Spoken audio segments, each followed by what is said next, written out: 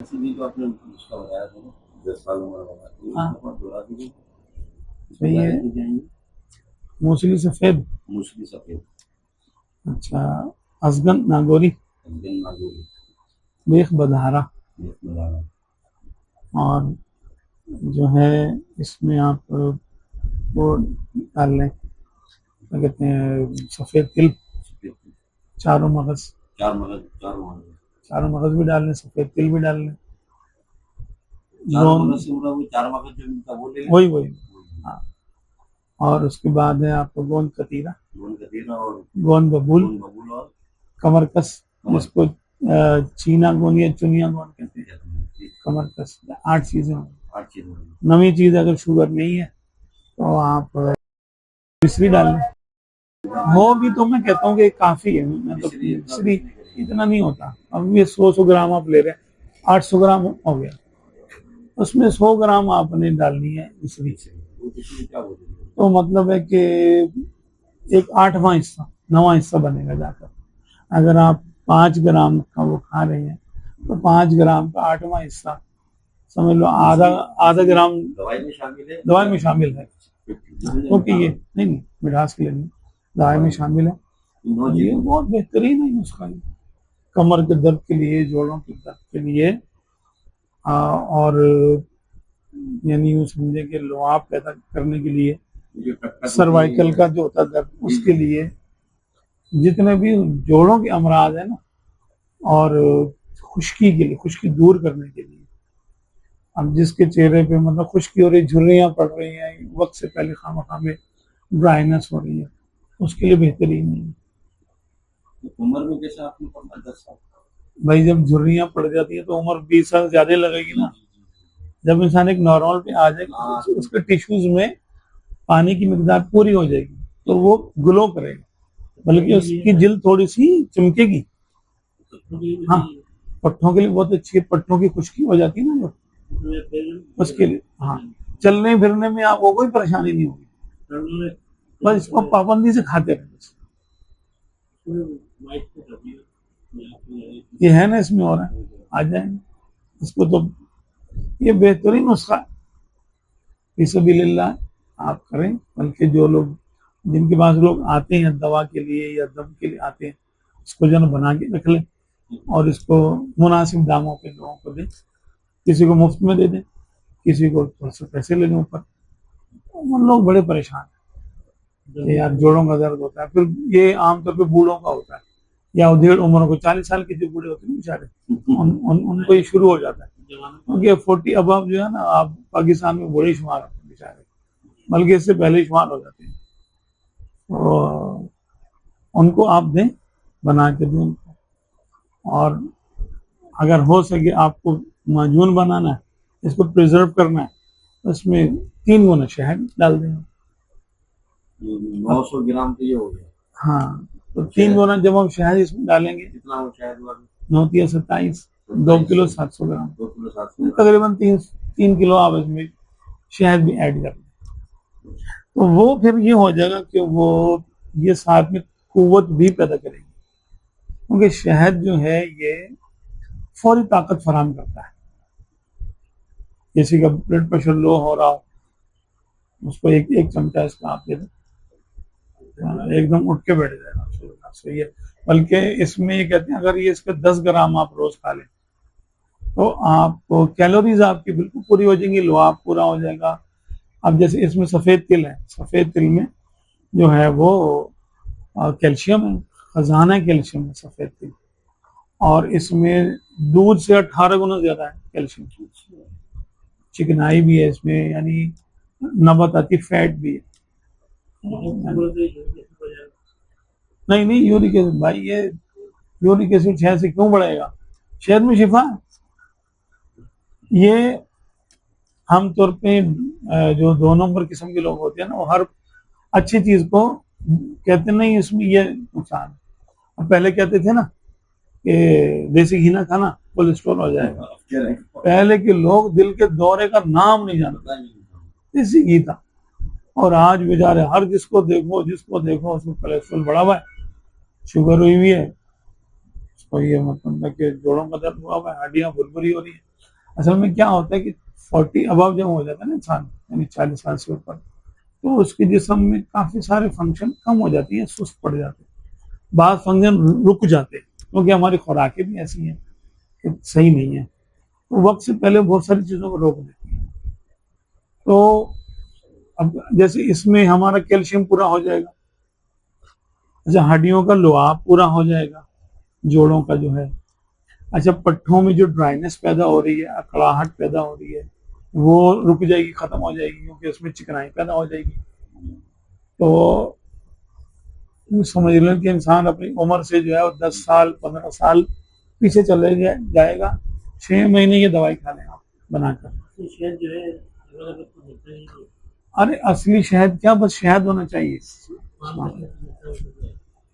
असली शहद हो या ना हो, बस शहद होना चाहिए, फार्म का हो वो भी असली शुमार होता है, हाँ इतना ज्यादा बुरा नहीं होता।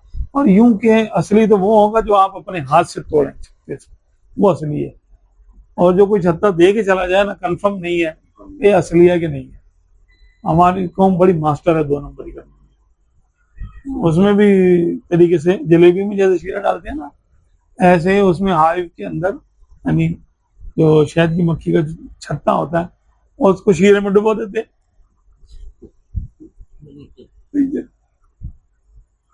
तो ये भी बनता है, आर्टिफिशियल भी बना लेते हैं। तो फार्म का सही है, फार्म का मिलता है आमतौर पे, तो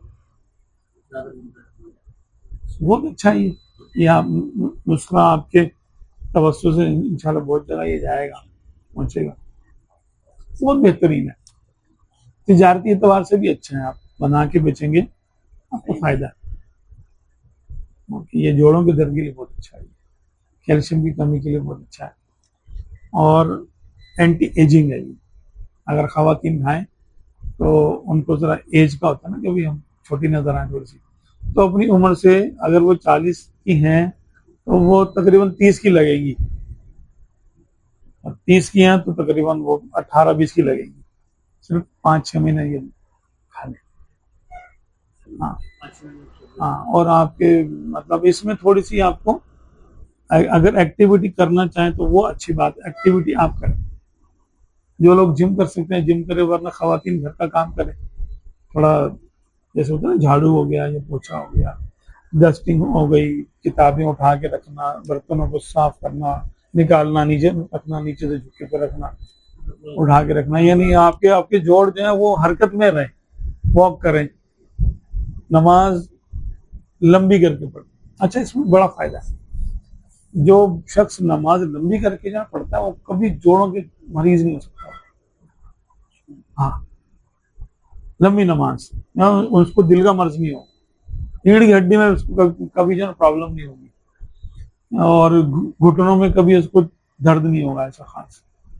अच्छा उसके ये मसल्स, स्किन, एल्बो, ये शोल्डर, सर्वाइकल का पेन जो होता है लोगों को, ये फ्रोजन शोल्डर हो जाता है, वो नहीं होगा उसको। लंबी नमाज पढ़े, यानी आप सल्लल्लाहु अलैहि वसल्लम के बारे में आता है कि नफिल नमाज बाजू का इतनी पढ़ते थे कि जैसे 10 मिनट का, मसलन 10 मिनट का कयाम है तो 10 मिनट का रुकू है, और 10 मिनट का सजदा। अब वो तो राज और न्याज की बातें थी, लेकिन उसका जाहिर तो हमें पता चल गया ना, उसका जाहिरी फायदा हमें जरूर होगा, बातनी भी होगा, आका की सच्ची इंशाल्लाह जरूर होगा। लंबी नमाज का माना ये है कि आप थोड़ा तस्बीहात रुकू में ज्यादा पढ़े और सजदे में तस्बीहात ज्यादा पढ़े। हम 3 बार भी जो है ना सही से नहीं पढ़ते, मतलब सुन ये पता नहीं क्या पढ़ा, सुन करके पढ़ लेते। अगर उतनी आवाज में, उतनी रफ्तार से, ऊंची आवाज से पढ़े तो हमसे पढ़ा ही नहीं जाएगा। भाई सुब्हान रब्बियल अज़ीम एक बार हुआ, सुब्हान रब्बियल अज़ीम, सुब्हान रब्बियल अज़ीम, इसको 3 बार भी आप जल्दी भी पढ़ लें, सुब्हान रब्बियल अज़ीम, सुब्हान रब्बियल अज़ीम। जब आप सुब्हान रब्बियल अज़ीम पढ़ेंगे तो टाइम लगेगा, लेकिन अगर हम दिल में पढ़ रहे हैं, क्या पढ़ा, वो तो हुआ ही नहीं, खैर और तस्बीह शुमार ही नहीं होगी, जो दिल में पड़ी जाती है शुमार नहीं होती। शुमार वो होती है जो हमने जबान से पढ़ी, और ये जबान से ही पढ़ना इस नमाज में जरूरी है। किरात में भी हम जब लंबी किरात करेंगे तो हमें खड़ा रहना पड़ेगा। खड़े रहेंगे तो सीधे हम हाथ बांध के खड़े होंगे। एक तो इसमें योगा का ये बहुत जबरदस्त आसन है, खड़ा होना। खड़ा होने के दोनों हाथ हम इस तरह करके जब बांधते हैं तो ये दायां और ये बायां, यिन और यन एनर्जी है, प्लस और माइनस कह लें आप। जब इन दोनों को हम यूं करके मिलाते हैं तो हमारी बॉडी अलाइन हो जाती है, वरना हमारा दायां हिस्सा अलग रहता है, बायां हिस्सा अलग रहता है। जब हम इसको यूं करके जोड़ते हैं तो ये दोनों एक हो जाते हैं और इनमें करंट सही से पास करते हैं। जो इसकी वेव्स हैं, जिसको हम चक्रा बोलते हैं, चक्रा कहते हैं, या हम इसको इंटरनल स्पिरिचुअल एनर्जी कहते हैं, वो हमारी पूरी बॉडी में सर्कुलेट करती है। करंट दौड़ता है इसका।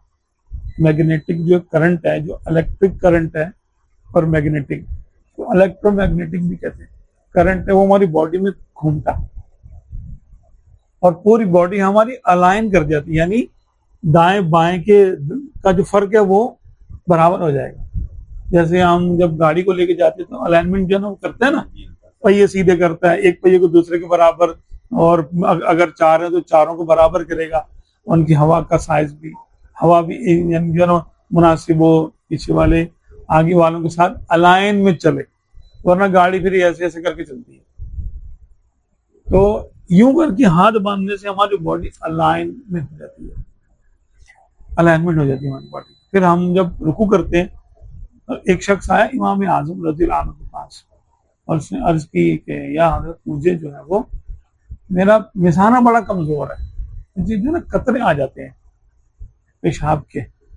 आपने फरमाया कि बेटा जब रुकू में जाओ ना तो अपने घुटनों को ऐसे करके पकड़ो, थोड़ा जोर से पकड़ो और हाथ सीधे रखो, कमर सीधी।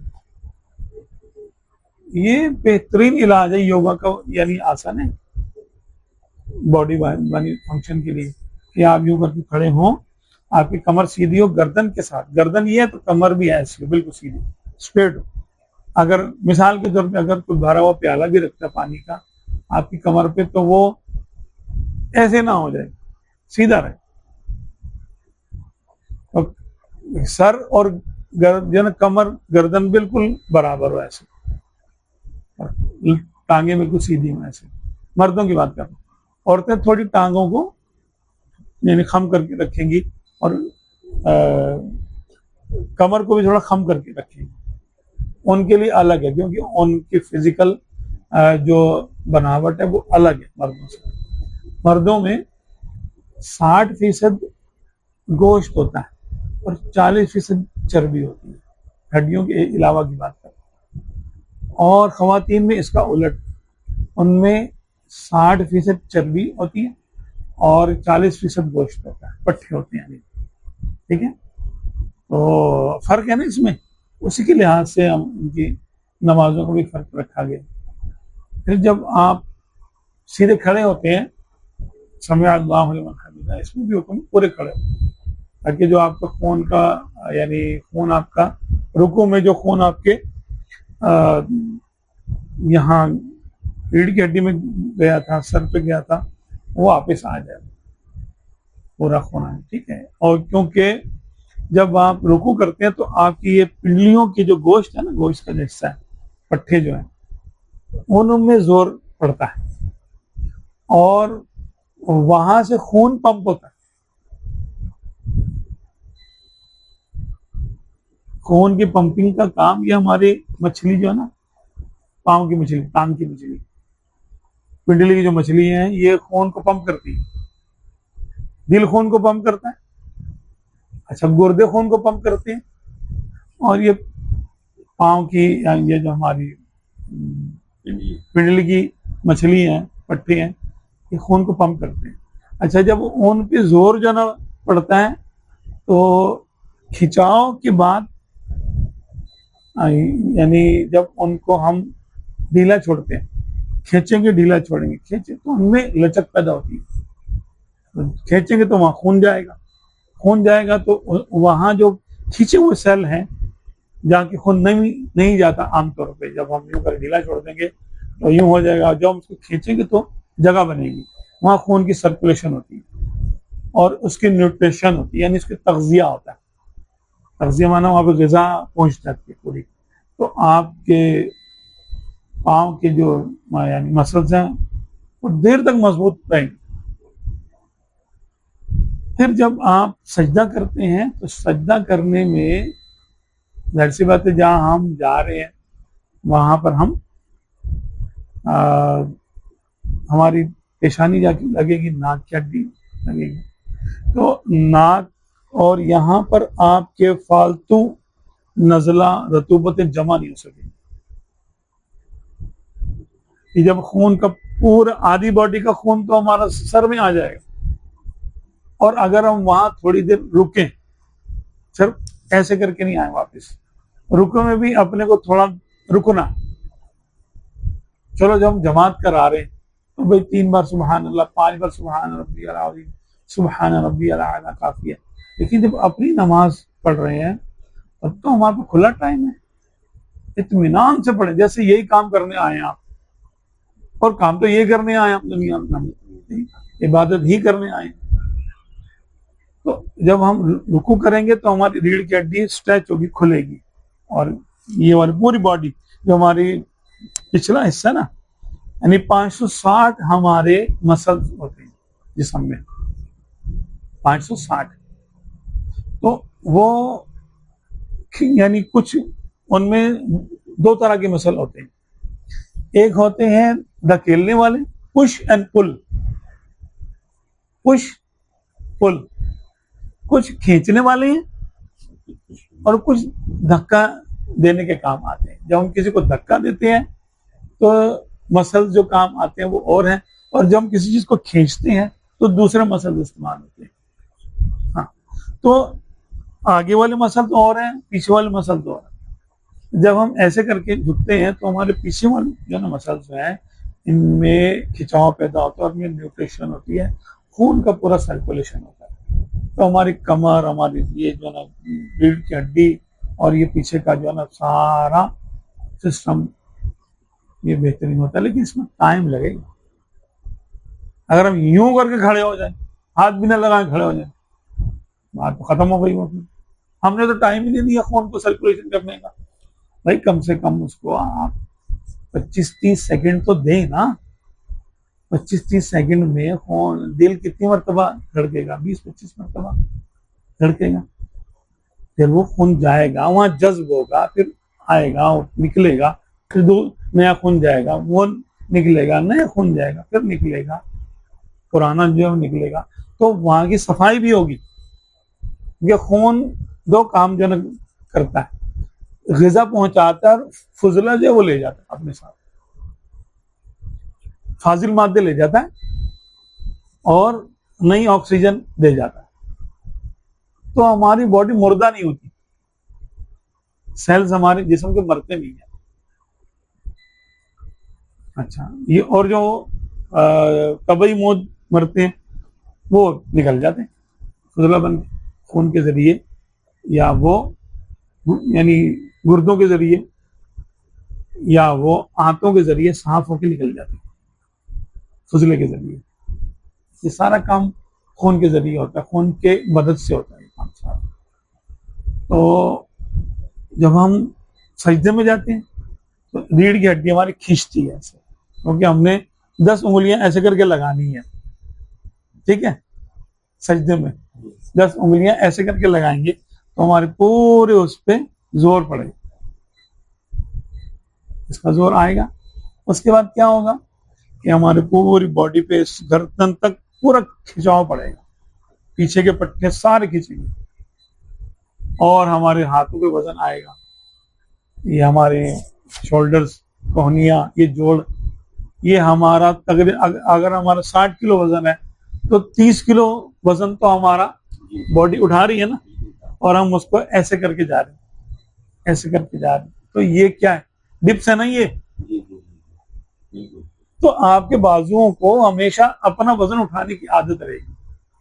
अब आपका जितना भी वजन है कि आपकी आधी बॉडी का वजन तो आपके हाथों पे आया, घुटने पर आया, ठीक है। घुटनों को भी वजन उठाने की आदत होगी। इसके जो ये जोड़ हैं, इनमें जो ग्रीसिंग की कमी हो जाती है, समझ लो लिक्विड की कमी हो जाती है, ग्लाइकोजिन इसको जो कहते हैं ना, ग्लाइकोजिन बनना बंद हो जाता है या उसमें शॉर्ट हो जाता है। उसकी वजह से क्या होता है कि हड्डियां आपस में ऐसे करके रगड़ खाती हैं, ऐसे रगड़ खाएंगे तो आपको तकलीफ देगी, उसके टिश्यूज फट जाएंगे। अगर हम उसको सही तरीके से टाइम देंगे, वहां खून पहुंचेगा, तो ये लुआब की कमी नहीं होगी अरसे तक, लुआब की कमी नहीं होगी आपके चलने फिरने में। यानी आपके अगर आपने 15 मिनट नमाज में दिए तो ये 1 घंटा जिम से बेहतर है। लेकिन 15 मिनट की नमाज भी तो हमारी हो, हमारे तो नमाज ही वो थोड़ी सी होती है, 2 मिनट की, 3 मिनट की, 4 रकातें निपटा देते हैं। जो पढ़ते हैं उनकी बात कर रहा हूँ, और जो बेचारे नहीं पढ़ते वो तो नहीं पढ़ते, उनको तो पढ़ने चाहिए, ऐसे मतलब फर्ज है नमाज तो। फिर ये जो आपका गर्दन है, गर्दन पे आपका वजन आता है, आपको सर्वाइकल पेन नहीं होगा, क्योंकि आपके गर्दन के जो मोहरे हैं उन पे उनकी न्यूट्रिशन हो जाएगी, उनका लुआब खत्म नहीं होगा, क्योंकि वहां पर ताज़ा खून हर तकरीबन 3-4 घंटे के बाद ताज़ा खून जा रहा है बेहतरीन। क्योंकि आप हर मतलब है कि फजर से लेके चलो जोहर में 7-8 घंटे होते हैं, ज्यादा होते हैं, बाकी असर मगरिब इशा में से थोड़ा थोड़ा टाइम होता है। तो आपके पांचों टाइम आपकी न्यूट्रिशन हो रही है, आपके जो मोहरे हैं कमर के, और फिर जो आपका दिमाग है जहाँ पर खून जाना चाहिए, ताज़ा खून, वो आमतौर पर जाता नहीं है, क्योंकि चलते फिरते कम है, बस बैठ के गर्दन झुका के यूं करके देख रहे होते कोई ना कोई चीज, उसके बुरे असरात दूर हो जाते हैं। मोबाइल को ज्यादा इस्तेमाल करने के, स्क्रीन के, या कुर्सी पे जो बैठे रहते हैं, लोगों को अक्सर पायल हो जाते हैं कुर्सी पे ज्यादा बैठने की वजह से, क्योंकि वो आंतें सुगड़ जाती हैं, खुश्क हो जाती हैं, और फिर उनमें जख्म आ जाते हैं, फिर खून आने शुरू हो जाता है। ये है पाइल्स आमतौर पर, ये ठीक हो जाएगी अगर हम सही तरीके से पढ़ेंगे नमाज। तो नमाज में शिफा है, बेशुमार बीमारियों के लिए इसमें शिफा। हमारे जिस्म में जितने भी हुदूद हैं, तो उनके 2 ही फंक्शन है, या तो वो कुछ रतूबत फेंकते हैं, यानी कुछ फ्लूइड वो यानी एमिट करते हैं, यानी जिस्म में दाखिल करते हैं, और कुछ को वो जज्ब कर लेते हैं। इसीलिए हमेशा 2 ही तरह का होता है मर्ज, कोई चीज ज्यादा हो जाती है तो मर्ज है, कम हो जाए तो मर्ज है।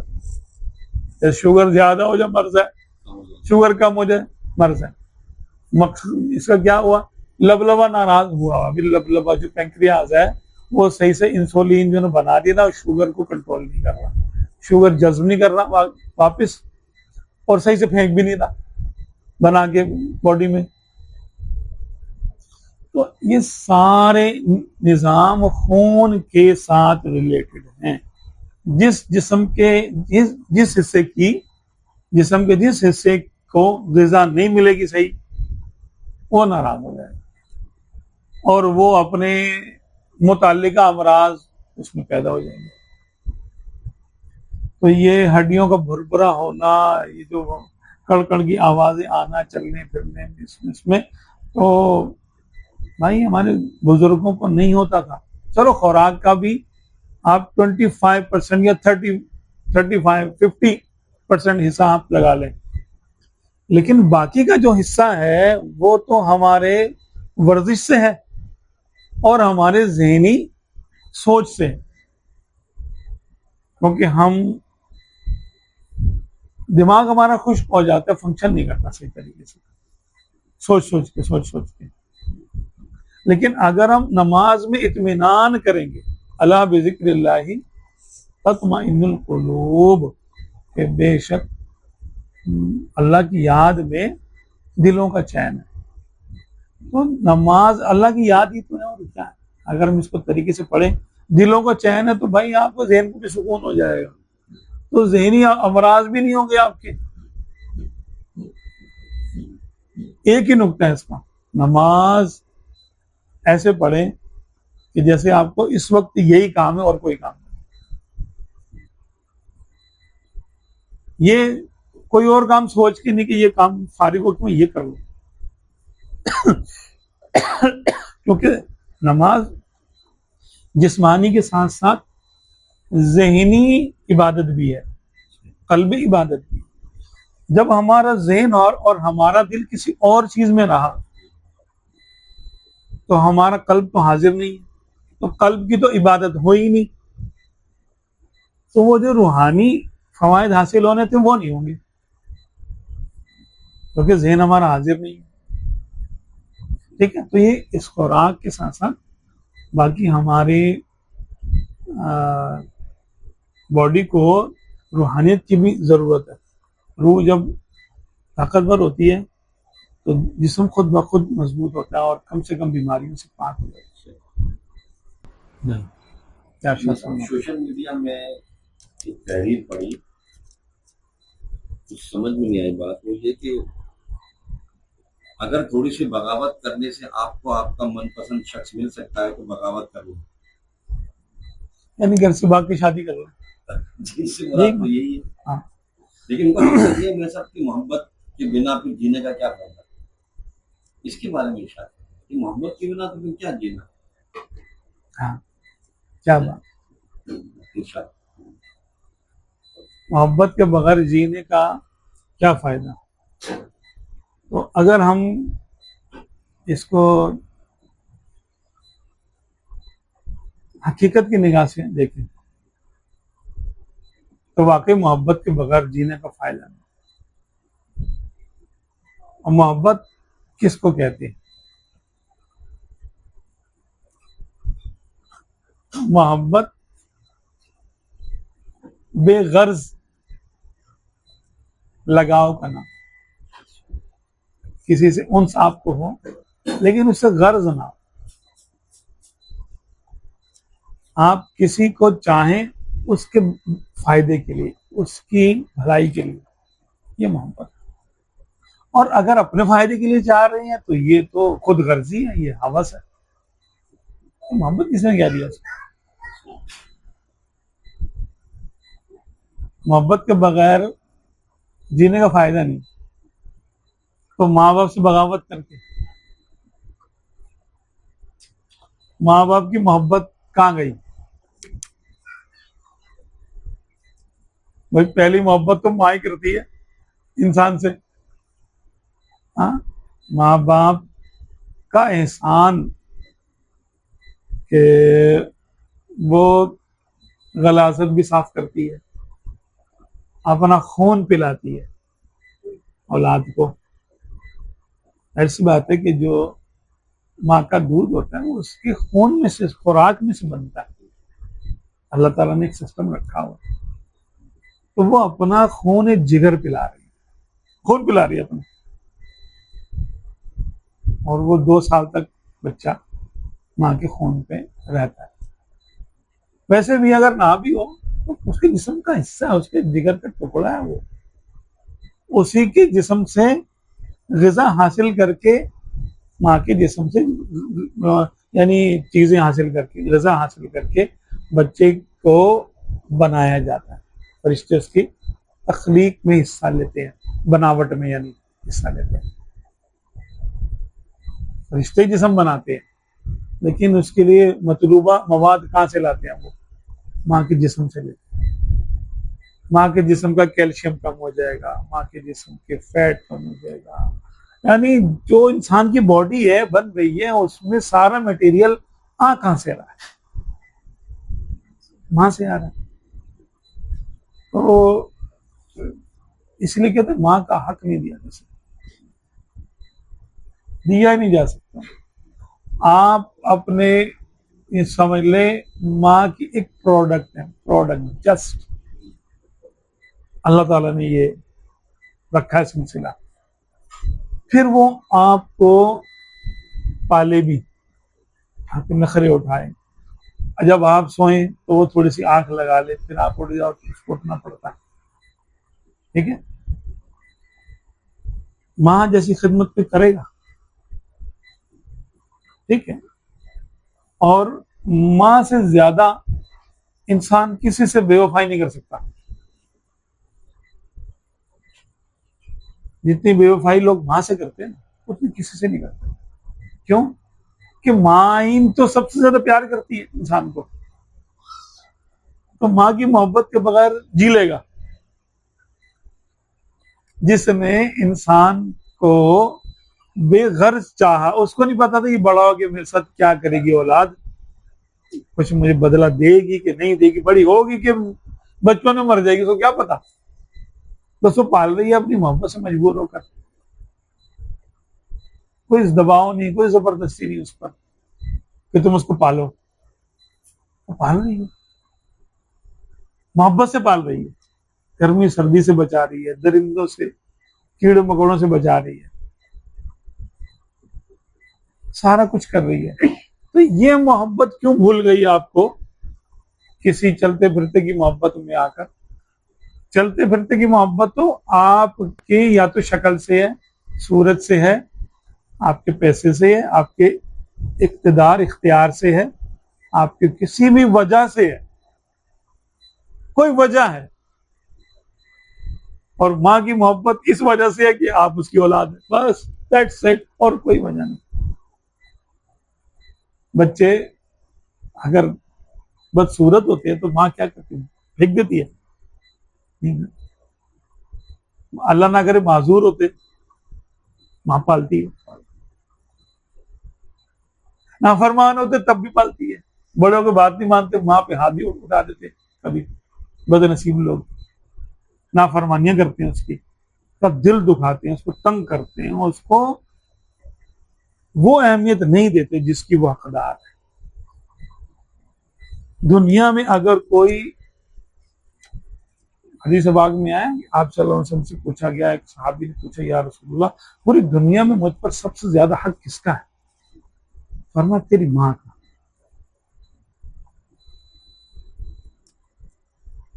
फिर अर्ज किया रसूलुल्लाह, फिर उसके बाद फरमाया तेरी माँ का। अर्ज किया गया उसके बाद, फरमाया तेरी माँ का। अर्ज किया अच्छा उसके बाद, चौथी बार फरमाया तेरे बाप का। अब हकदारों का हक छोड़ के आप किसी के चक्कर में आ जाओ। भाई घर से तो तभी भागोगे ना जब माँ बाप मना करेंगे कि यहां नहीं शादी करना, ठीक है, तभी आप घर से भागेंगे, मैं तो करूंगा। भाई आप एक गुलाम से ज्यादा हैसियत नहीं रखते माँ बाप के सामने, अल्लाह और उसके रसूल की नजर में। एक सहाबी आए, अर्ज की या रसूलल्लाह, मेरा बाप मेरा सारा माल खा जाता है, मैं जो ना कमा के लाता हूँ वो खर्च कर देता है। फरमाया अच्छा अपने बाप को बुला के लेके आओ। वो वाक्य बड़ा प्यारा है, बड़ा बड़ा प्यारा वाक्य। अब इस शख्स ने जाके बोला कि चलो तुमको आका ने याद फरमाया। अब वो बूढ़े आदमी थे, अब उन्होंने दिल ही दिल में शेर कहने शुरू कर दिया। उन्होंने, अब शायर, अरब में शायरी तो उनके खून में रची बसी थी ना।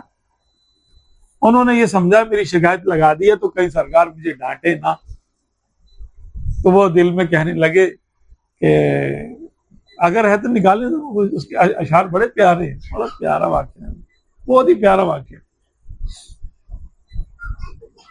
तो उन्होंने यूं करके दिल में अपने सोचा शेरों की सूरत में कि मेरी बदबख्ती के दिन उसी वक्त शुरू हो गए थे जिस दिन तू पैदा हुआ था। बाप है डांटेगा, जबान से नहीं डांट रहे तो मतलब तू, जब तू रात भर रोता था हम सो नहीं सकते थे, तो यूं होता था, यूं करते थे, हमने तुझे खिलाया पिलाया बड़ा किया, अपना फोन पिलाया, फिर वक्त आया तो सीधा खड़ा हो गया और मेरी कमर झुक गई, मैं झुक गया और तू सीधा खड़ा हो गया। अब तू कहता है कि ये मेरा माल है, ये मेरा माल है। इस तरह करके उन्होंने कुछ इस मजमून के अशार कहे। जब पहुंचे आका दो आलम सल्लल्लाहु अलैहि वसल्लम की बारगाह में, तो आका ने फरमाया, जो तुम शेर कहते हुए आ रहे थे सुनाओ, हमें सुनाओ। क्या बात है। उन्होंने बोला अच्छा, उन्होंने शेर सुनाना शुरू किया। तो आका सल्लल्लाहु अलैहि वसल्लम की मुबारक आंखों से आंसू जारी हुए। क्या बात है, यानी एहसान फरामोशी की भी गोया के एक मिसाल है औलाद नाफरमान औलाद। आका ने इरशाद फरमाया कि अंता व मालुका ली अबीका, नौजवान, तेरा बाप जो है वो तेरा भी मालिक है और तेरे माल का भी मालिक है। अंता व मालुका ली अबीका, तेरा बाप तेरा भी मालिक है और तेरे माल का भी मालिक है। इस्लामी फिक्र में यह है कि अगर बाप बेटे को कत्ल कर तो कोई काजी कुछ नहीं कह सकता उसको, ना नहीं, किसास भी नहीं है और दियत भी नहीं है, कुछ नहीं। हाँ, अगर उसने जुल्मन कत्ल किया, जानबूझ के तो मारेगा नहीं, लग गई मर गया। अगर उसने जुल्मन कत्ल किया तो कयामत के दिन हिसाब होगा। जो माँ बाप के हुकूक है वो दुनिया में है, ठीक है। आखिरत में अगर माँ बाप ने दुनिया में कोई जुल्म किया है तो आखिरत में औलाद को हक हासिल होगा कि वो माँ बाप के खिलाफ बात कर सकते हैं, लेकिन क़यामत के दिन दुनिया में नहीं। दुनिया में आप गुलाम हैं और वो आपके मालिक है। उन्होंने पैदा किया आपको, माँ बाप ने हमें पैदा किया है, वो हमारे मालिक है। किसने उनको मिल्क अता कर दी? अल्लाह उसके रसूल ने मालिक बना दिया उनको कि तू जितना मर्जी कमा, ये तेरे बाप का है अखलाकन, ठीक है। मिल्क उसकी जारी होगी, वो सारे मामला करेगा, बेटा ही अपने जो कमाएगा, सारे मामला होंगे तो उस पर खरीदो फरोख्त करेगा और उसकी खरीदो फरोख्त नाफिज होगी, सब कुछ होगा। लेकिन अगर बाप उसके बगैर बताए उसके मिल्क में से कुछ ले ले तो उस पर कोई आर नहीं है, कोई बार नहीं है, कोई उसको ये नहीं कहेगा ये तुमने क्या किया, बोला मेरा माल है, मेरे बेटे का तो मेरा है।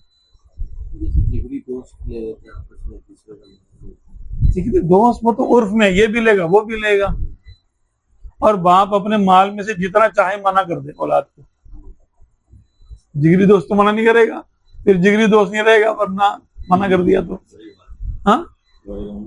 हाँ, जिगरी दोस्त का मामला है बराबर बराबर, यहाँ बराबर नहीं है। ये आका और मालिक और एक गुलाम और दस्ते निगर का मामला है कि जो गुलाम है, जो कमा रहा है उससे इस्तिफादा उसका बाप पूरी तरह कर सकता है। अब इस्लाम तो देखो ना, ये सबसे ज्यादा बेवफाई औलाद ही तो करती है, और कौन करता है। अच्छा, अब आप वो सवाल कि भाई अगर किसी को कोई पसंद आ गया तो उसकी खातिर वो माँ बाप को छोड़ जाए, भाग जाए घर से, नहीं। हाँ, माँ बाप को ये चाहिए कि वो शादी में बच्चों से पूछें, ठीक है। अगर वो कहते हैं कोई शरई कबाहत नहीं है तो भाई आप उसका निकाह उससे कर दें। ये वालिदैन को भी यही हुक्म है कि करो, लेकिन औलाद को यह हक नहीं है कि वो माँ बाप के बदनामी का बायस बने। जिस जगह उर्फ में ऐसा होता है, जहां होता है कि चलो बाप अपने मतलब ऐसा हम मुआशरे में रह रहे हैं जहां सब लोग अपनी अपनी शादी कर लेते हैं, उसकी बात अलग है। हमारे पाकिस्तानी मुआशरे में तो ऐसा नहीं है कि माँ बाप से पूछे बगैर या उनको मना कर रहे हैं और वो हम कर रहे हैं, या घर से ही भाग जाए। चलो, लड़के का घर से चला जाना इतना मायूब नहीं है हमारे मुआशरे में, कि चला जाता भाई तू कहीं और जाके अपना रह रहा है, फ्लैट ले लिया, कुछ ले लिया, ठीक है, वो कर रहा है भाई। बदनामी का बायस नहीं, चलो उनमें दिल दुखेगा थोड़ा बहुत माँ बाप का कि हमारे साथ ही रहता तो क्या था, अब अपना इसने कर लिया, ठीक है। लेकिन लड़की का घर से चला जाना माँ बाप की परमिशन के बगैर, ये जिल्लत का बायस होता है माँ बाप के लिए, बहनों के लिए, भाइयों के लिए। ये नहीं सर, ये किसी ने बहुत गलत पैगाम दिया। तो बैरों में कि मौजूद लोग जाते हैं वालिदैन को छोड़ के, उनके बारे में जो लोग वालिदैन को छोड़ के उनकी मर्जी के बगैर जाते हैं कि वालिदैन को हाजत है उनकी और वो जा रहे हैं और कोई मुनासिब इंतजाम नहीं कर रहे, वो तो जाहिर सी बात है उनके हुकूक में गिरफ्तार है, माँ बाप के हुकूक में। वालिदैन तो जो है इजाजत दे देते हैं, दिल से तो नहीं देते वो, अपनी औलाद को। कुछ इंतजाम होना चाहिए पीछे। जैसे अगर 4 भाई हैं, 5 भाई हैं, एक भाई रुका हुआ है, बाकी 4 चले गए, 3 चले गए, तो उनको है कि भाई वो अब अगर हाथ पांव से खिदमत नहीं कर सकते तो उनकी खिदमत के लिए पैसे तो भिजवाएं, उनसे फोन पे बात करें, दिलजुई करें, बातचीत करें, कभी आ जाएं, कभी इनको बुला लें अपने पास कि चलो वो खुश रहें इनसे। अब भूल जाए, जाके अपनी दुनिया में मगन हो गए तो फिर कल आपने भी बूढ़ा होना, आपकी औलाद इससे कुछ ज्यादा ही करेगी। बिल्कुल ऐसा है, आपकी औलाद इससे ज्यादा करेगी। वालिदैन की नाफरमानी ये उन गुनाहों में से है जिनका बदला दुनिया में भी मिलता है। उस वक्त तक मरेगा नहीं बंदा जब तक माँ बाप को तकलीफ देने का अगर तौबा नहीं की, उनका दिल खुश नहीं कर दिया, उनसे माफी नहीं मांग ली और उन्होंने दिल से माफ नहीं कर दिया, तो उसका बदला दुनिया में पाए बगैर मरेगा। ये भी वही दे इसके बारे में, माँ बाप की नाफरमानी जायज कामों में, अब नाजायज कामों में तो माँ बाप की ना यानी फर्मा बरदारी ही मना है। जैसे माँ बाप, किसी के माँ बाप बोले भाई तू हलाल कमा या हराम कमा, इतने पैसे ला के दे, वो हलाल की कोशिश करता है, नहीं होते अलग बात है, वो नहीं कर सकता ना, हराम थोड़ी कमाएगा। इसी तरह नमाज को बोले तो छोड़ दे, नौकरी कर, नमाज बाद में पढ़ लियो, नौकरी ऐसी जगह है जहाँ पे नमाज का टाइम नहीं है, नहीं देते वो लोग, या और कोई मामला आता है। या आमतौर पे माँ को यानी तकलीफ उसकी होती है जो कि नहीं होनी चाहिए लेकिन होती है, दोनों तरफ से इसमें मामला आता है कि जब इंसान अपनी बीवी को माँ के ऊपर फौकियत देना शुरू कर देता है। यानी आप गाड़ी चला रहे हैं, आपकी गाड़ी माशाल्लाह, अब बीवी आगे बैठेगी आपके साथ फ्रंट सीट पे, माँ पीछे बैठेगी। हमारे मुआशरे में ये जिसको आगे बिठाया जाता है वहां उसको ताजीम है, आगे बैठे जी, आप आगे बैठे, आप आगे बैठे, है ना। तो आपने माँ की ताजीम तो की नहीं, आपने बीवी की ताजीम कर दी, माँ की जगह माँ बीवी को दे दी, और आपका बेटा देख रहा है, ऐसे होता है। हाँ? वही सीखेगा, वो ना भी देखे लेकिन करना उसने वही जो आपने किया है। ये तो गुम्बद की सदा है। तो वालिदैन को तंग करना या उनकी नाफरमानी करना, उनका ख्याल ना करना, वालिदैन के तो हुकूक बंदा अदा ही नहीं कर सकता। और वालिदैन से जब बंदा कामयाब हो जाए इनको खुश करने में, हाँ फिर ये बादशाह, फिर ये बादशाह। कहते हैं ना, उसको डर काहेगा जिसको माँ की दुआ, बाप की दुआ, उसको खौफ किस बात का, फिर वो कामयाब हो गए। हमने देखा है ऐसे, जितना भी हमारा मुशाहिदा है दुनिया में लोगों से मिलते हैं, बचपन से अभी तक देखते चले आ रहे हैं, तो दो ही काम होते हुए देखे। वालिदैन के नाफरमानों को हमने देखा ठोकरे खाते हुए, भीख मांगते हुए देखा मैंने। मेरा एक दोस्त था, वो वालिदैन का नाफरमान था। दोस्त क्या था, मेरी क्लास में मेरे साथ पढ़ता था। अब उसके हालात भी ऐसे थे, बदतमीज था थोड़ा सा, फिर ज्यादा हो गया, बड़ा हुआ तो उसकी बदतमीजी बढ़ गई, माँ बाप को भी गालियां देना शुरू कर दी उसने। फिर वो बॉडी बिल्डर हो गया, फिर वो किसी लड़की को अगवा करके ले गया, शादी कर ली, उसके घर वाले पहुंच गए, उन्होंने उसको जेल करा दी, लड़की उन्होंने निकाह तोड़वा दिया। उसके बाद इसके साथ साथ इसने हेरोइन पीना शुरू कर दी, फिर आखिर में भीख मांगना शुरू कर दी। अब सोना इंतकाल हो गया। मुसलमान था, अल्लाह ताला उसकी मग़फ़िरत करे। हालात इबरतनाक रहे उसके। मैं उसके बचपन से अब आज तक का जो ना खबरों की हद तक मैं उसका मुझे मालूमात है, कुछ मामला देखे हुए, कुछ सुने हुए। फर्मा बरदारों का भी देखा मामला कि ऐसे ही एक शख्स, लड़का हमारे साथ था, उस वक्त हम भी लड़के थे, उसने जो है वो फर्मा बरदारी की, घर वालों को संभाला, वालिद की खिदमत की। वालिद को बीमारी हो गई थी, कुछ फालिज का मसला हो गया था, बड़ी खिदमत की, वालिद वालिदा की खिदमत की, बहनों को देखा, भाइयों को देखा। अभी है वो माशाल्लाह खुशहाल है, खुशहाल है। हाँ, यानी बहुत सारे लोगों के लिए वो काबिल रश्क है, यार ऐसा मेरा भी हो, अच्छी जगह भी, अच्छा मकान है, इसमें डबल स्टोरी, तो औलाद भी अच्छी माशाल्लाह, सही है, फिट है, सही है। और भी लोगों को देखा कि जिनको बड़ी करीब से देखा, उनको जो उन्होंने अपने वालिदैन के साथ किया था उसका बदला पाते हुए देखा, अच्छा या बुरा। कोई देखने वाले को नजर आएगा, जो तवज्जो देगा, वो पालेगा कि हाँ यार ये बात यूं हो रही है, इसके साथ क्यों हो रही है, इस वजह से। आप खिदमत करके आप देख लें, फरमाबरदारी आप करके देखें वालिदैन की, अल्लाह ताला को रंग लगा देगा। और माअज़ल्लाह आप नाफरमानी करते हैं, नहीं बाज आते, तो देख लेना क्या होता है फिर।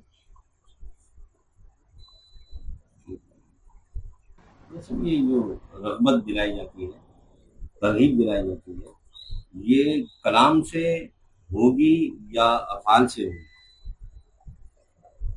यानी अगर हम किसी को नसीहत करना चाहते हैं तो कैसे करें, ज़बान से करें या उसको करके दिखाएं? या करके दिखाएं या सिर्फ तकरीर करने से या सिर्फ समझाने से हो जाएगा? दोनों तरह से, दामे दिरमे सुखने कदमे, हर एक का असर है।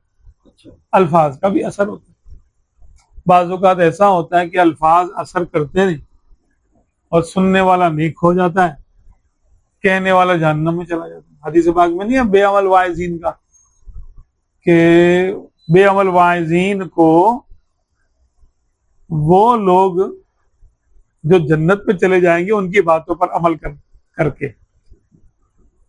वो पूछेंगे कि तुम यहां कैसे आ गए, तुम जहन्नम में कैसे चले गए?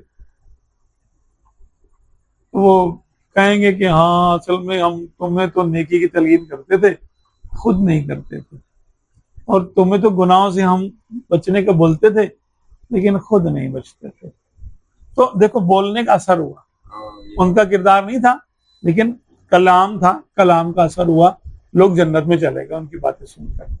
तो गोया कलाम का भी असर होता है, अगरचे कि किरदार और कलाम दोनों हो तो फिर असर ज्यादा होता है। अगर किरदार भी अच्छा, एक बाप है सिगरेट नहीं पीता, बच्चों को भी कहता है सिगरेट ना पियो, तो बच्चे उसकी बात मानेंगे, ज्यादातर की बात समझ में आती है। लेकिन अगर बच्चे बाप सिगरेट पी रहा है और बोलेगा ये बाहर फेंक दे और तू ना पियो, अच्छी चीज नहीं है, तो बेटा साइड पे निकल के ना मुंह से लगाएगा, कहेगा देखूं तो सही इसमें क्या चीज है, पता तो चले क्या है इसके अंदर। अब्बा बड़े शौक से पीते हैं। मोबाइल आप इस्तेमाल करते हैं, उसमें आपका बेटा देख रहा है कि ये तो हर चीज देख लेते हैं, टाइम ज़ाया करते हैं खूब। आपने बोला बेटा मोबाइल नहीं लेना हाथ में, बोले हाँ मेरे लिए पाबंदी है और आप अपने लिए कुछ नहीं। नमाज हमने ऐसे भी देखा, एक बाप है कहने लगा मैं इनको इतना कहता हूँ अबे जाओ नमाज पढ़ के आओ, जाओ, हाँ मस्जिद में जाओ नमाज पढ़ के आओ। तो हमारे बचपन की बात है, एक वालिद साहब ऐसे किसी के कहा करते थे, अब वो बाहर जाते घर से बाहर घूम फिर के बाजार से, और हाथ पांव गीले करके आ जाते, जैसे वुजू किया हुआ है।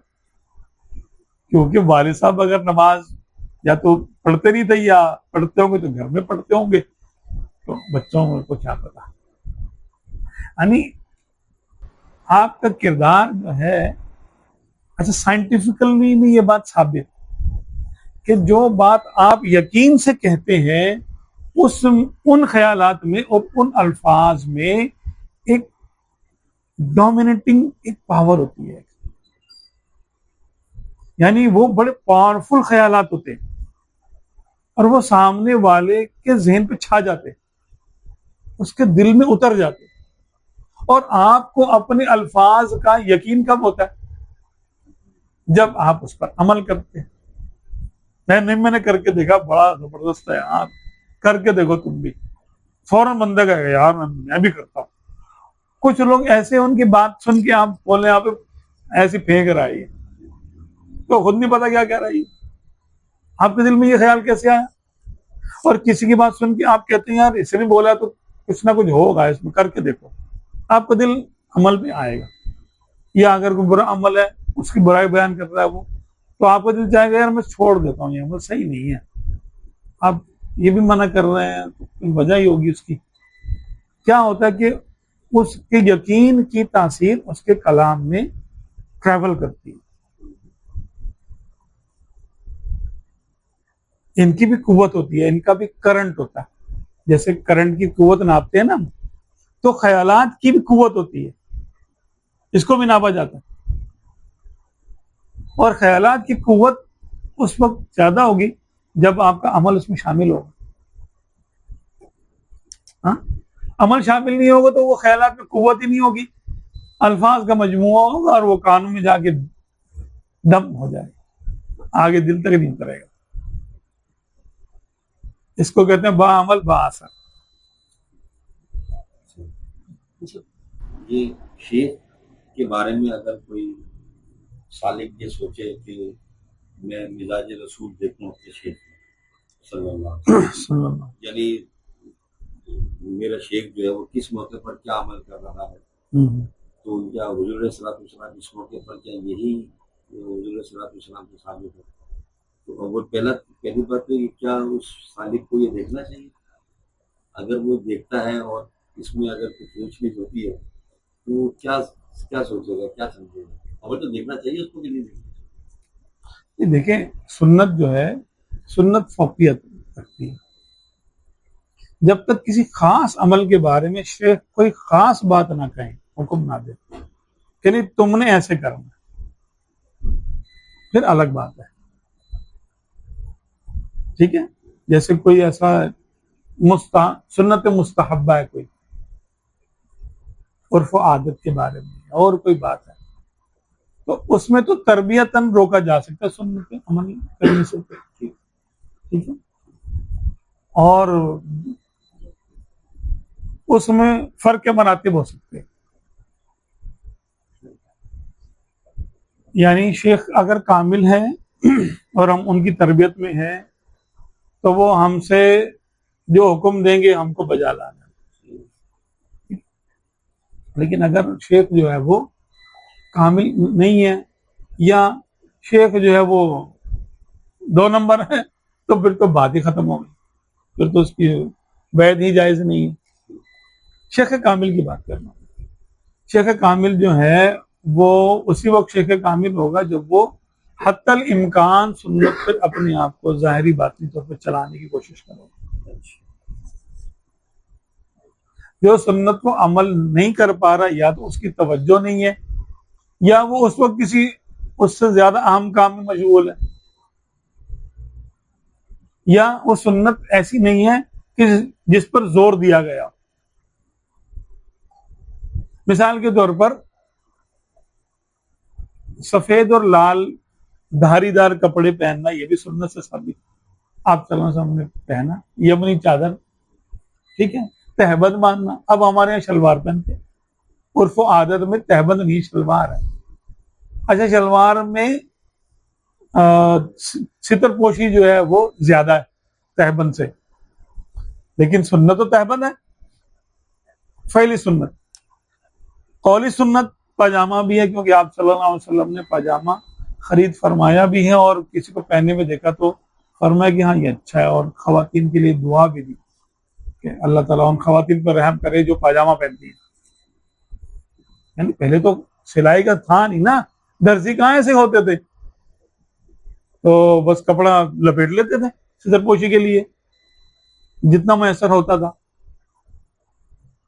तो सिले हुए कपड़े पहनना ये एक अमीर तबके की बहुत निशानी है, भाई सिले हुए कपड़े पहनते, क्योंकि ये खड्डी भी नहीं होती थी, ताने बाने से वो चरखे से कपड़े बनते थे और हाथ से कपड़े बनाए जाते थे, तो बड़े महंगे होते थे एकदम से। इतना ज्यादा कपड़ा, 6 मीटर का, वो कहाँ बनेगा भाई। तो हर चीज का एक बैकग्राउंड भी है, उसको भी देखना होता है कि ये यार ये आप सल्लल्लाहु अलैहि वसल्लम ने का दौर मुबारक कैसा था, आज उसकी कोई नई शक्ल आ गई है क्या।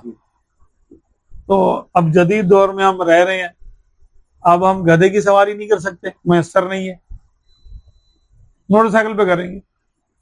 अब मोटरसाइकिल हमारी गधे जैसी, वो अलग बात है,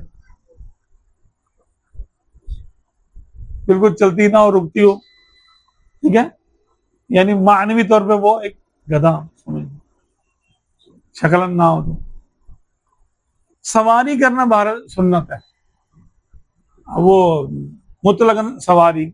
अब हम उसी की नियत कर लें कि चलो इस दौर का गधा यही है भाई 70, और इस दौर का घोड़ा 125 है, ठीक है, और इस दौर का जो है वो ऊंट जो है, सहरा में ऊंट बहुत तेज भागता है, तो चलो कोई और आप 180 कह लो, ये 150 कह लो सवारी, 110 कर लो सवारी। तो मानवी तौर पे ये उनकी मिसल है, अब वो दौर नहीं है। अच्छा, आप सल्लल्लाहु अलैहि वसल्लम ने हमेशा जौ का आटा इस्तेमाल किया, हमारे यहाँ तो जौ का आटा इस्तेमाल कौन करता, हमारे उर्फ में शामिल नहीं है, हम तो गंदम का करते।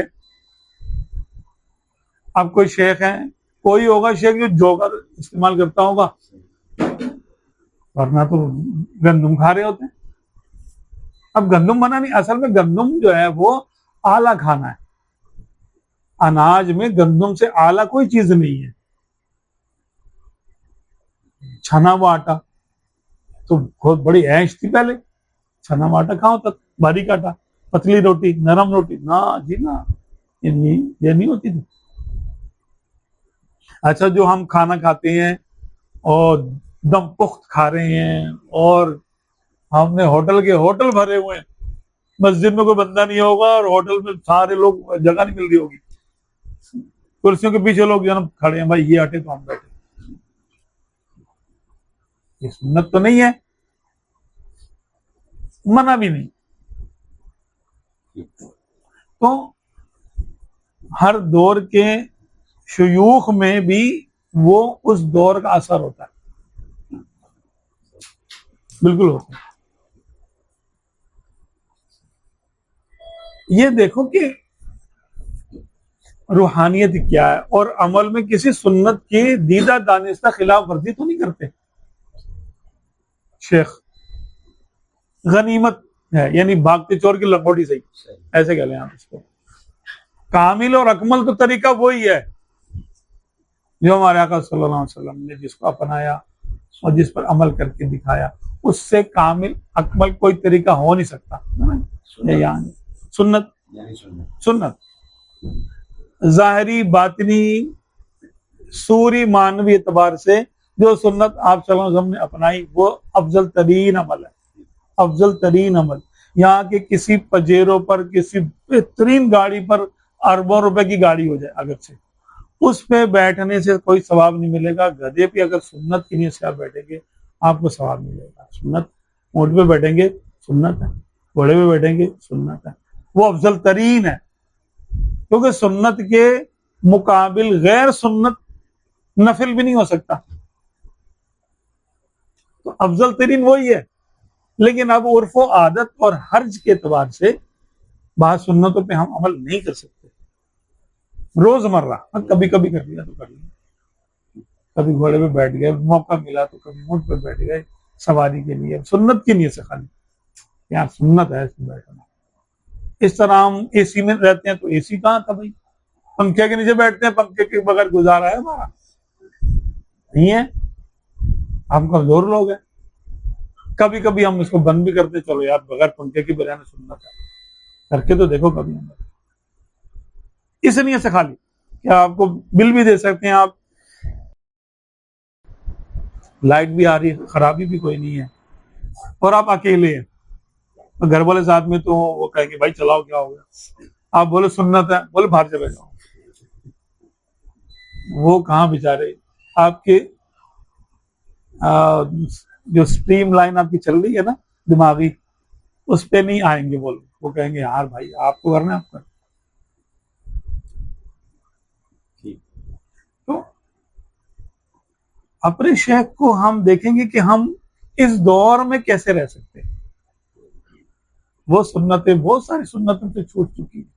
हाथ का बुना हुआ कपड़ा हम नहीं पहन सकते, मिलता ही नहीं है। तहबंद में पहनेंगे, हमको तमीज नहीं है, सितरपोशी नहीं हो पाएगी। पहले तो होता था, उर्फ था इसमें, और लोग इसका एहतमाम करते थे।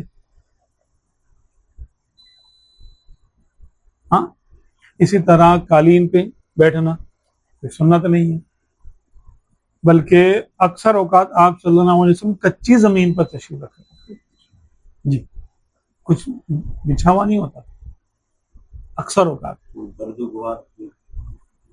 वो बार जो होता था वो होता था।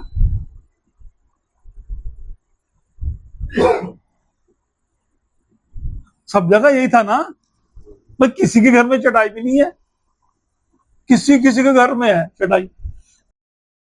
बिस्तर तो बिछाते थे सोने के लिए, बिस्तर क्या खजूर की छाल भर के चमड़े में बिछा लिया।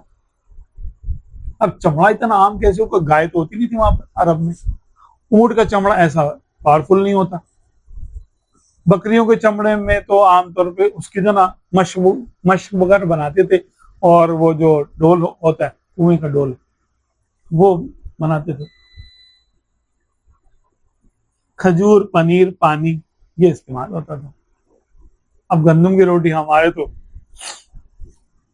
बिरयानियां, पिज़्ज़े, खिचड़े, दलीम और बेशुमार ऐसे खाने जो सहाबा किराम ने कभी देखे ही नहीं, ना ख्याल में भी नहीं आए होंगे, उनका ख्याल ही सब नहीं जाता।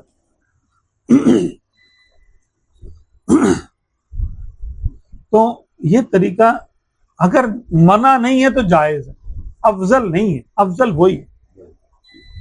तो अगर कोई शेख उस पर अमल करते हैं तो बहुत अच्छा है, वरना अगर वो नहीं कर पाते माजूरी की वजह से, कि या तो उर्फ इजाजत नहीं देता, या उनकी जिस्मानी हालत ऐसी है कि भाई नहीं हो सकता। अब इस वक्त में जो अरब की गर्मी है वो अरब के लोग भी बर्दाश्त नहीं करते, उनको भी एसी चाहिए। शहरों के लोग नहीं कर सकते बर्दाश्त, एसी के बगैर उनकी हालत खराब हो जाती। अब इस वक्त बड़े बड़े शयूख हैं, देखें आप, एसी में होते हैं, गाड़ी में भी एसी। अब हम उनको क्या बोले, सही नहीं कर रहे हैं, नहीं जायज है ना। जब आका सल्लल्लाहु अलैहि वसल्लम ने मना नहीं फरमाया तो हम उसको मना करने की अथॉरिटी नहीं रखते। हाँ, अगर हम बेहतर वही है, एसी धूप से बेहतर नहीं है, यानी जो हवा ना हो। अब हमारे ऊंचे मकान, आप सल्लल्लाहु अलैहि वसल्लम का मुबारक हुजरे कैसे कच्चे थे ना, टेक्निकली एतबार से कह रहा हूं, वरना दुनिया को कोई बड़े से बड़ा महल उसकी अजमत का, उसकी गर्दे राह तक नहीं आ सकता। जन्नत के महल नहीं आ सकते मालिक को, जो हमारे आका का के जो हुजरात थे ना, तो कोई भी नहीं आ सकता। लेकिन अब हम उन जैसे मकानों में हम रह भी नहीं सकते, रह सकते हैं नहीं रह सकते। अगर कोई रहे तो मर्द कामिल होगा, सुन्नत की नीयत से रहते क्या यार सुन्नत के मुताबिक है। फिर वो शहरों में हो सकता है कम रहेगा, गाँव गोठों में मिलेंगे हमें ऐसे लोग, अभी भी मिल जाएंगे शायद, होंगे लेकिन कम। तो फिर शहरों में क्या शयूख नहीं हो सकते, उनके दर्जे कम होंगे, यही हो सकता है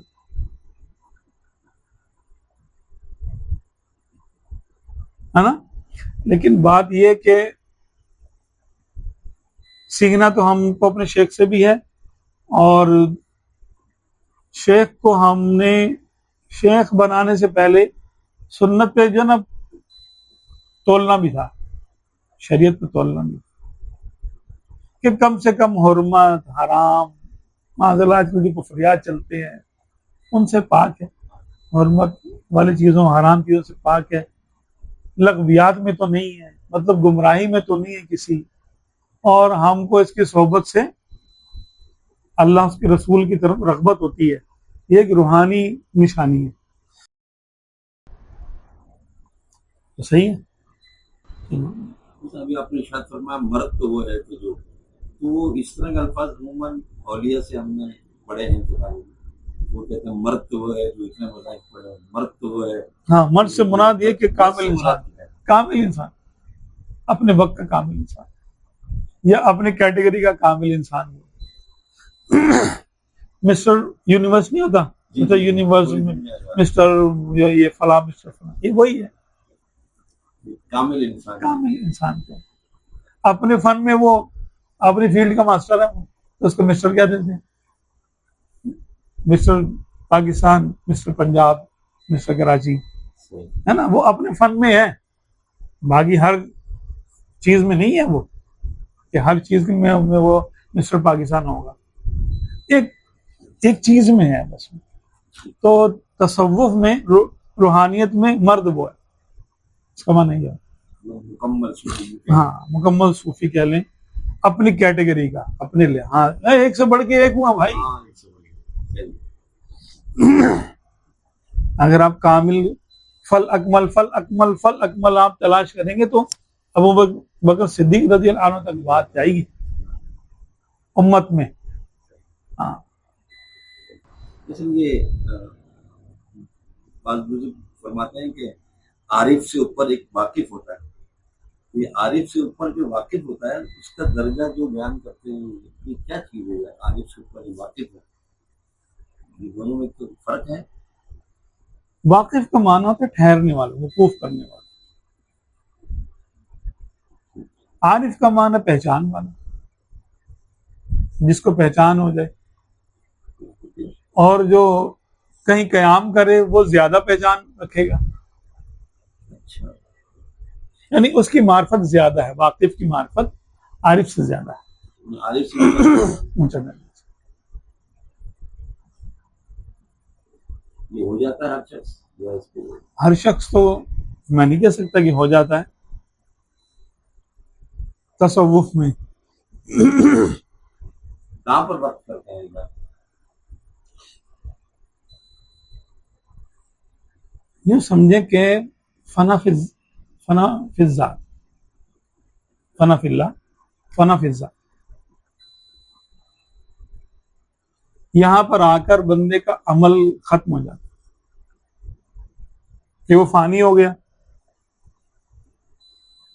जात में फानी हुआ तो अब उसका अमल तो कल आदम हो गया।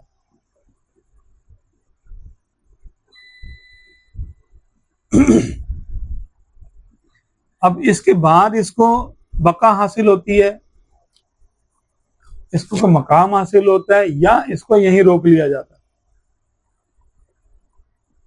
आला हज़रत फरमाते ना कि फिर दो हिस्से हो जाते हैं विलायत की तकमील पर, दो हिस्से हो जाते हैं, एक को खल्क की तरफ वापस कर दिया जाता है, जाओ रुश्द व हिदायत का काम करो, और एक को महज अपने यानी इबादत मार्फत के लिए मखसूस कर लिया जाता है, वो अलग बात। ये मामला ये बात सुनाते हैं कि फना शेख के अंदर ही बंदे को फना पे रसूल होता है, तो अब की बात है सुन्नत की, अगर उसको पीर में सिफात नजर आ रही है अल्लाह से, तो ये फना की रसूल है, ये कुछ और है। फना तो अपने आप की है ना, कि फना का माना मेरा इरादा मेरे शेख के इरादे के सामने खत्म हो जाए, ये फना है। मिसाल के तौर पे एक सिपाही का इरादा जो है ना, चीफ के सामने क्या होता है, कुछ हैसियत है उसकी, वो उसको खुद भी पता है कि मैं लाख बोलता रहूं लेकिन होना तो वो है जो चीफ ने कह दिया। एक चीफ है और पूरी फौज है, एक तरफ चीफ है, तो पूरी फौज का इरादा मिलके भी चीफ के हुक्म के सामने कोई हैसियत रखता है, ये फना है। कि होना वो है जो चीफ ने कहना है, ऑर्डर इज ऑर्डर। इसी तरह शरअन किसी बारे में शोहर का इरादा कुछ और हो, जैसे सफर करना है या कयाम करना है। अब मियाँ बीवी किसी शहर में जा रहे हैं, वहां सफर करना है या कयाम करना है, इसका फैसला कौन करेगा? शोहर करेगा।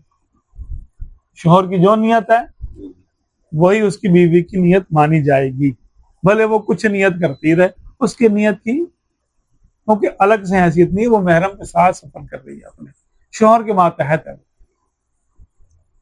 जिस तरह फौजी अपने कमांडर के मातहत होता है, फौजी करता रहे कोशिश, नियतें करता रहे, लेकिन कमांडर ने कह दिया कि भाई हम यहाँ कयाम नहीं करेंगे, हम आगे जाएंगे, तो आगे जाएंगे। इसने भले नियत कर लियो कयाम की, ये मुकीम नहीं होगा, मुसाफिर ही रहेगा। ये है फना, इरादे की फना। तो अब मुरीद जो होता है वो इस रास्ते में चलने के लिए कहता है कि जी आप बताइए क्या करना, मुझे नहीं पता।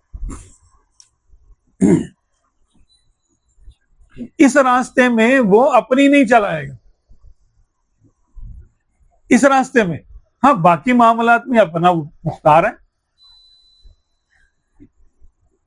हाँ, मिसाल के तौर पे मुरीद जो है वो डॉक्टर है और पीर साहब की हो गई तबीयत खराब। अब इलाज के सिलसिले में डॉक्टर पीर है और मरीज जो है वो ये मुरीद है। अब डॉक्टर कह रहे हैं कि आपको ये दवाई खानी है, सुबह खानी है, दोपहर खानी है, शाम खानी है। तो पीर साहब कहेंगे ठीक है डॉक्टर साहब, ठीक है डॉक्टर साहब, वो ठीक है डॉक्टर साहब। वो ये नहीं कहेंगे हम तुमको हुक्म देते हैं कि हमें तुम कड़वी दवाएं ना दो, मीठी दवाएं दो। वो बोलेंगे सर तसव्वुफ में मैं आपका गुलाम हूं, लेकिन ये डॉक्टरी का पेशा है, ये मेरा पेशा है, इसके अंदर मेरी चलेगी। मैं एक डॉक्टर की हैसियत से बात कर रहा हूं और आप एक मरीज की हैसियत से मेरे ताबे। इस टाइम इंसान अपने बाप को भी हुक्म दे सकता है। भाई बाप की जो वो तो नस से साबित है ना, बाप की हकमियत।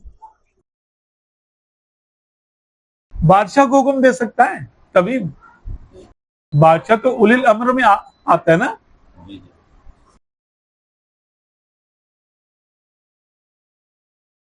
अपनी फील्ड में, तसव्वुफ की फील्ड में, रियाजत की फील्ड में, इश्क इलाही की फील्ड में, इस किस्म के मामलात में पीर जो कहेगा वही हर्फ आखिर, हर मामले में नहीं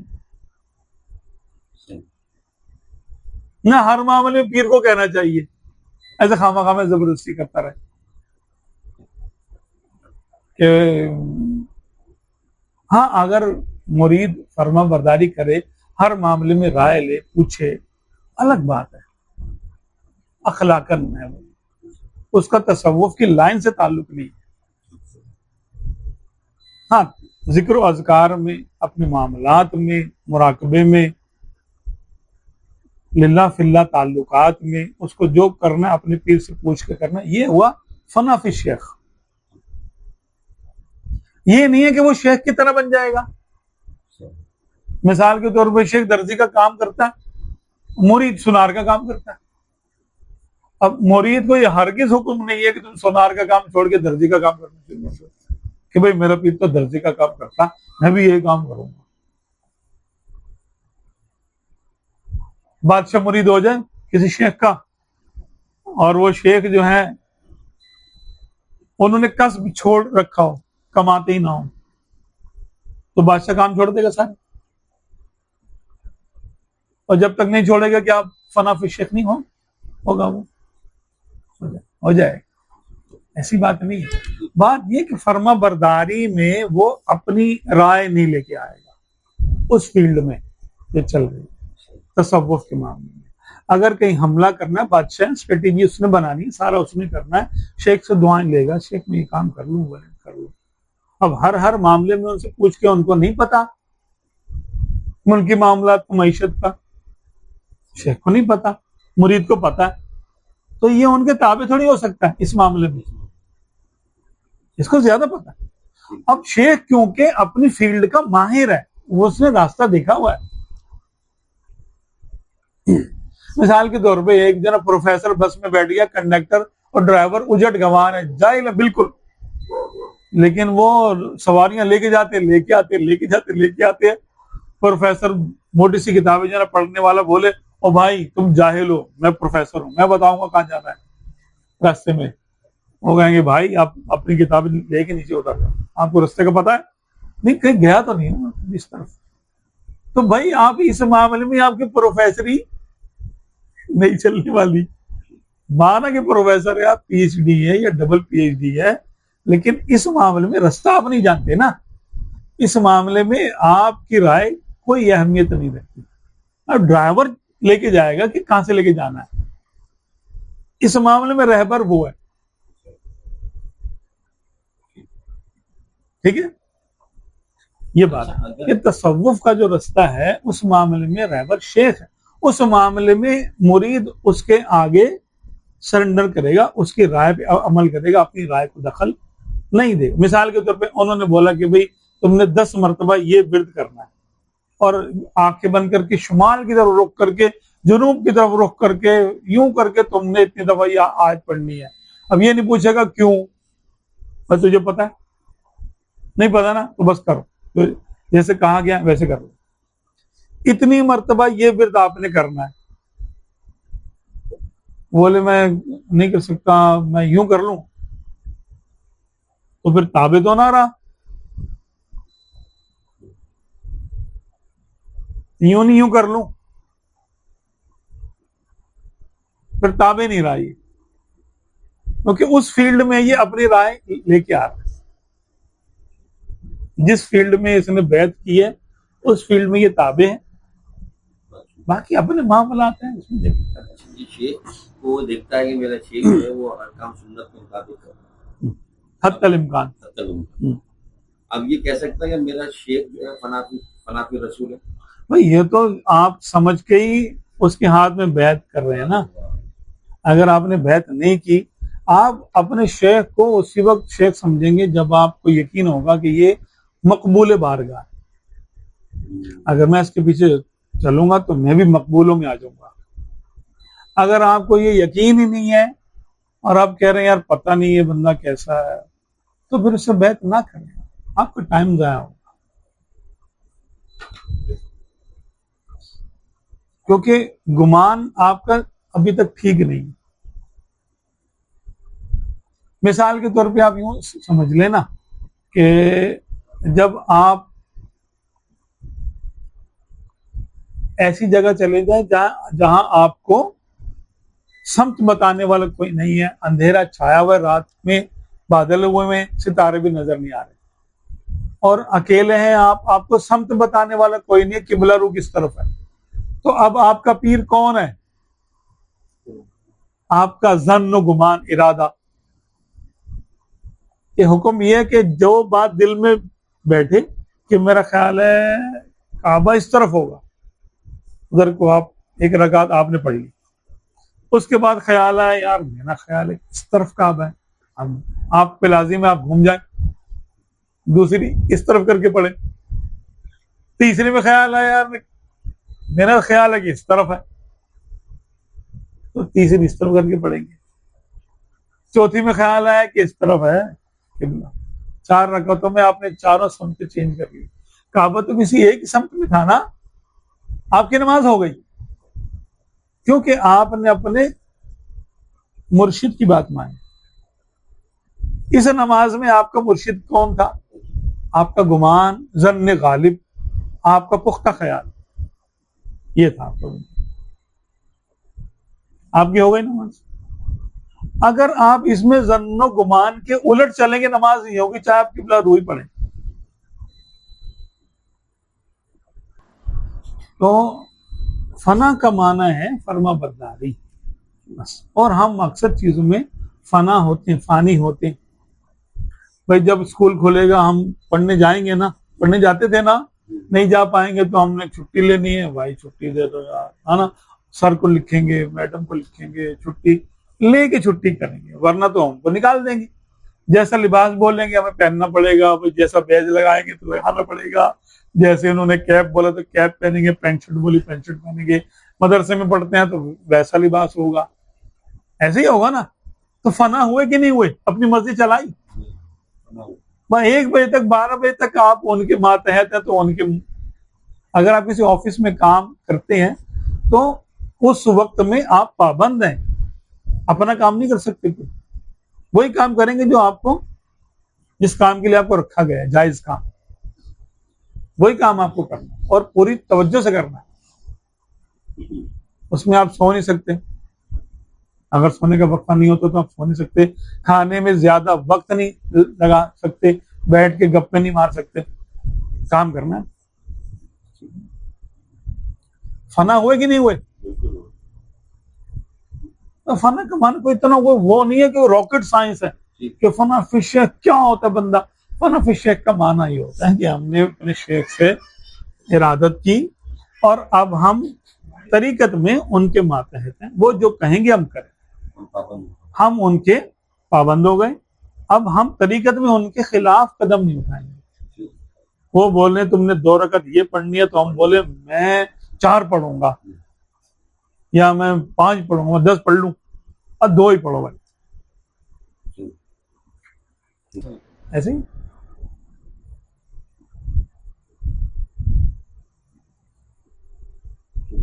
हाँ, अगर बेतहर्री किसी तरफ मुंह करके नमाज पढ़े, नमाज ना हुई, अगरचे वाकई में किबला ही की तरफ मुंह किया।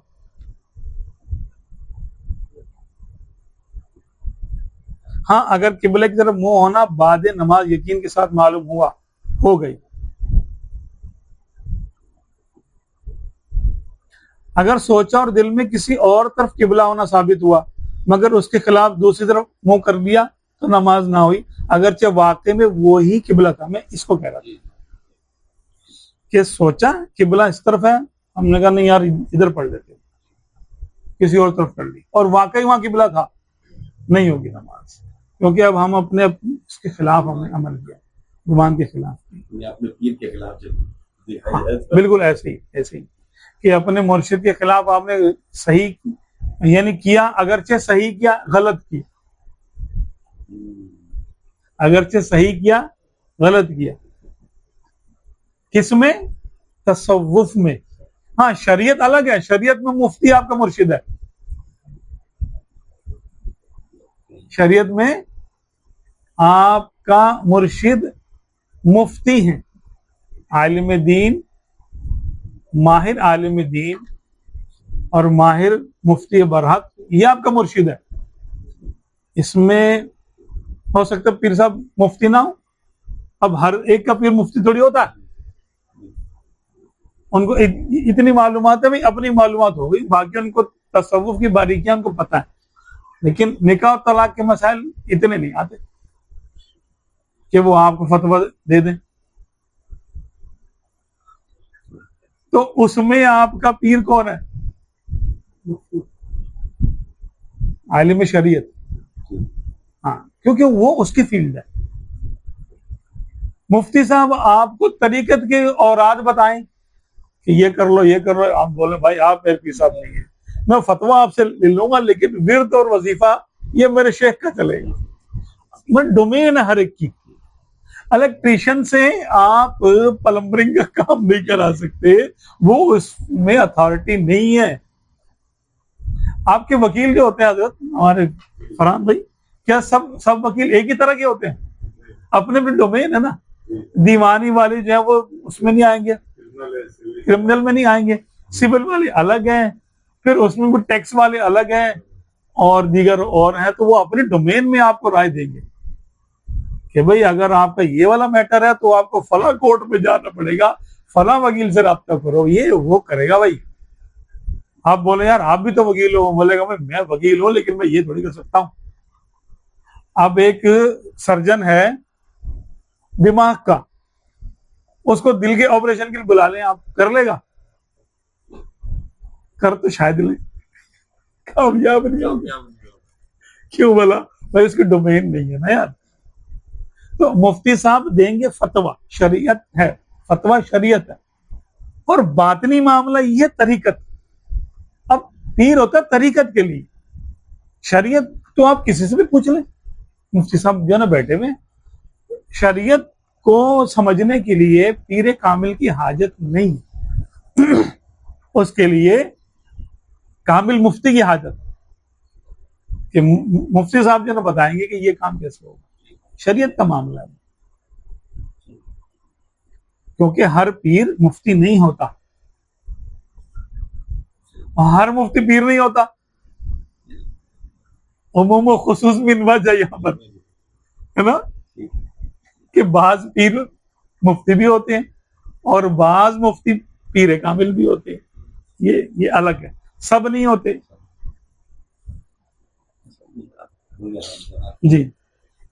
किसी को तकलीफ में देखकर या किसी को बीमारी में देखकर या किसी को और बहुत सख्त किसी तकलीफ में देखकर क्या ये कहा जा सकता है कि इस पर अज़ाब इलाही? नहीं, हम नहीं कह सकते भाई, क्या पता आजमाइश हो। एक चीज का इजाफा करूँ, हमने देखा है कि ये शख्स जो है ना, इसने ये किया ये किया ये किया ये इस पर जो है ना ये अजाब आ रहा है, अजाब नहीं, जबकि हमें मालूम है कि इसका माजी अच्छा नहीं होता। कुछ भी है, हम उस पर हुक्म जारी नहीं कर सकते कि इसी वजह से है ये। हाँ, गुमान हो सकता है यार, हो सकता है इस वजह से हो, लेकिन उस गुमान को हम अहमियत नहीं देंगे। क्यों?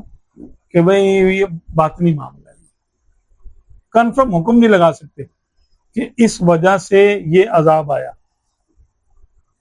बातनी मामला है ना, हो सकता है आजमाइश हो या उसके गुनाह नहीं, गुनाह की अलग बात है, वो तो फिर वही आ गया ना कफारे वाला। हो सकता है आजमाइश हो। हाँ, अपने लिए तो ये समझे हम, भाई मैंने कोई ना कोई गुनाह किया था जिसमें मुझे सजा मिल रही है। अच्छा, दूसरों को अपने लिए तो आप जितनी बदगुमानी चाहे कर लें, मसला नहीं है। अच्छा। और अपने लिए खुशगुमानी रखे भी नहीं। आपने वमा उबर्री नफ्सी, नफ्स वारिद है, यूसुफ अलैहिस्सलाम अल्लाह के नबी, मासूम नबी, आपने कहा मैं अपने नफ्स को बरी नहीं करार देता। नफ्स तो गुनाहों को बहुत हुक्म देने वाला होता है, जबकि आप मासूम थे, आपका कोई खता ही नहीं थी आपकी। लेकिन अपने बारे में हमें क्या कहना है वो हमें कुरान ने समझाया, फला तुज़क्कू अनफुसकुम व अअलमु बिमन इत्तक़ा, कि अपने आप को सुथरा करार ना दो, अल्लाह बेहतर जानता है कि तुम में से कौन मुत्तकी है। अपने आप को ये ना बोलो मैं ऐसा मैं ऐसा मैं ऐसा, अपनी बड़ाई खुद ना बयान करो। सहन में तो आता है ना, मैंने किसी का दिल नहीं दुखाया, मैंने तो किसी का प्लॉट नहीं दबाया। हाँ, ये नहीं दबाया, अच्छी बात है, आपने किसी का दिल नहीं दुखाया, इंटेंशनली डेलिबरेटली आपने किसी का जानबूझ के दिल नहीं दुखाया। हो सकता है दुख गया हो किसी का, ऐसे भी हो सकता है, पॉसिबिलिटी है कि भाई इंसान का अपने ख्याल में वो कुछ नहीं कर रहा होता, लेकिन वो किसी के लिए अजियत का बायस बन रहा होता है, ऐसा भी होता है। एक बात। दूसरा ये कि चलो आपने नहीं किया और नहीं हुआ आपके साथ, तो भाई आजमाइश है फिर ये आपकी। अब करबला वालों ने किसी के साथ क्या किया था, उनकी इतनी सख्त आजमाइश क्यों आई? और दर्जात की बुलंदी के लिए।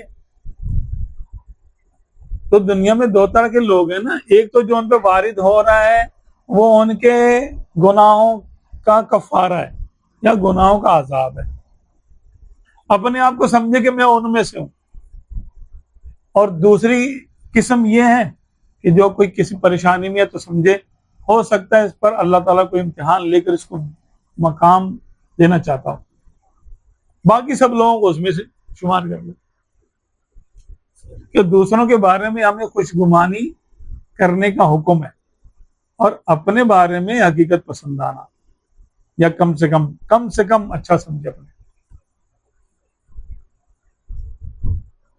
अपने आप को कसूरवार समझे। रब्बाना वलमना अनफुसना, हमारे कुरान पाक इसमें बहुत वाज़ेह हुक्म अता करता है कि अपने आप को बहुत अच्छा नहीं कहते, रब के सामने तो अपने आप को गुनाहगार ही कहे, और हकीकत भी यही।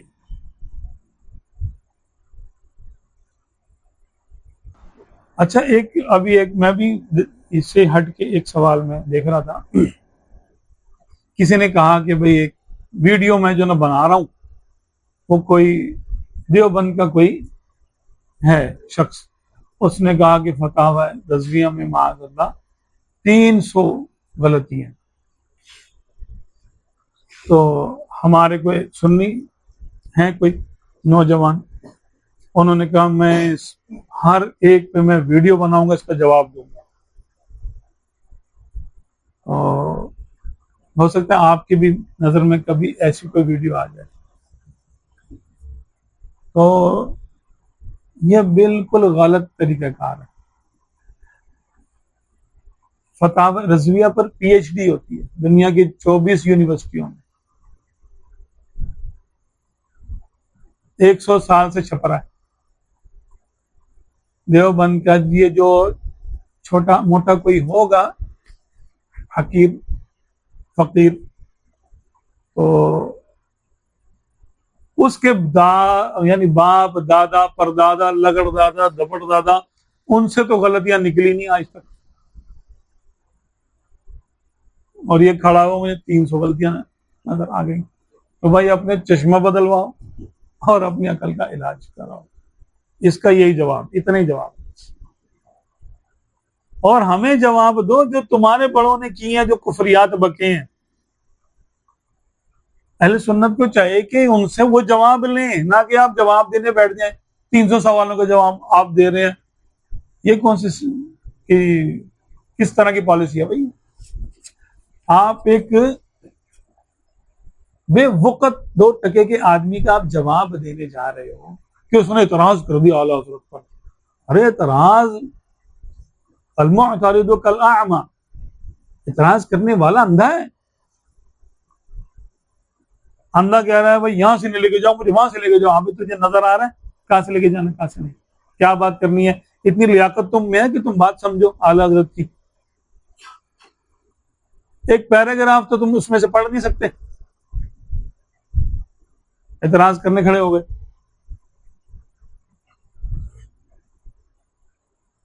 तुम्हारे बड़ों को तो नहीं मिली कोई गलती, तुम अब जो है ना खड़े हुए उनका कर्ज उतारने के लिए, वो नहीं उतरेगा। वो जो कर्ज है वो चोट बड़ी दूर तक लगी हुई है, और जो तुमने वो हरकतें ना की होती तो तुम पर कुफर के फतवे नहीं आते। तुम्हारे बड़ों पे तो कुफर के फतवे हैं। आला हज़रत ने फतवा दिया और हिंदुस्तान के बड़े बड़े चोटी के दारुल उलूमों में 254 के करीब उलमा ने उस पर दस्तखत किए कि ये फतवा सही है। जिसने गुस्ताखी किया वो काफिर है। और अरब के उस वक्त बड़े बड़े उलमा थे अहले सुन्नत के, हनफी शाफी मालिकी हम्बली, उनके तकरीबन 24 बड़े बड़े मुफ्ती आजम जो थे अपने अपने वक्त के, हरमैन शरीफैन में जो फतवा दिया करते थे, उन लोगों ने इसकी तस्दीक की। तो पहले उन इबारतों का जवाब तो दे दो। तुमसे तो 4 इबारतों का जवाब नहीं हो रहा, हमसे 300 पे तुम आ गए हो पूछने के लिए। आज वो 300 तुमने यूं क्यों किया, यूं क्यों किया। हमारी किताबें तो वो है, आला का कलाम तो वो है कि इस पर पीएचडी होती है दुनिया में, वो छपी हुई किताबें हैं, फैली हुई तहकीकात होती हैं उस पर, और लोग खुल के 3 साल 4 साल 5 साल उस पर तहकीक करते हैं, मकाले लिखते हैं। और तुम्हारी किताबें जो है वो छोटी छोटी रसलिया, वो तुम छुपाते फिरते हो कि कहीं ये खुल ना जाए, किसी को पता ना चल जाए। तुम्हारे एक बड़े ने कहा कि अगर हुजूर अकरम सल्लल्लाहु अलैहि वसल्लम के जमाने में या उनके बाद भी कोई नबी आ जाए तो रसूलुल्लाह की खातमियत पे फर्क नहीं आता। हाँ, ये कुफर है कि नहीं है? इसकी क्या तावील हो सकती है? आका के बाद भी किसी नबी को तुम जायज मानते हो तो ये खत्म नबुवत का इनकार हुआ कि नहीं हुआ? अब तुम खत्म नबुवत की तुमने वो बना ली अंजुमन खत्म नबुवत और वो, ये पाप नहीं धुलेगा, तौबा करनी पड़ेगी इससे। तुम्हारे बड़े ने कहा कि हुजूर सल्लल्लाहु अलैहि वसल्लम के जैसा इल्म गैब माज़अल्लाह नकल कुफर ना बाशद, तो ये हर छोटे बड़े जानवर पागल मजनू को है। तो हुजूर सल्लल्लाहु अलैहि वसल्लम को क्या पागलों जैसा इल्म था? उतना इल्म था। ये कुफरियात हैं कि नहीं है? इसको कहां तक धोगे? इसको धो पहले, तौबा करो, इसकी वजाहत दो पहले। तुम्हारे बड़ों ने कहा कि अल्लाह ताला तो झूठ बोल सकता भी है और वाक़े भी हो गया, इम्कान किस्ब बल्कि वुकूए किस्ब हो गया। अल्लाह ताला को झूठ बोलने वाला माना तुम्हारे लोगों ने। इससे तौबा कौन करेगा? इसका जवाब कौन देगा?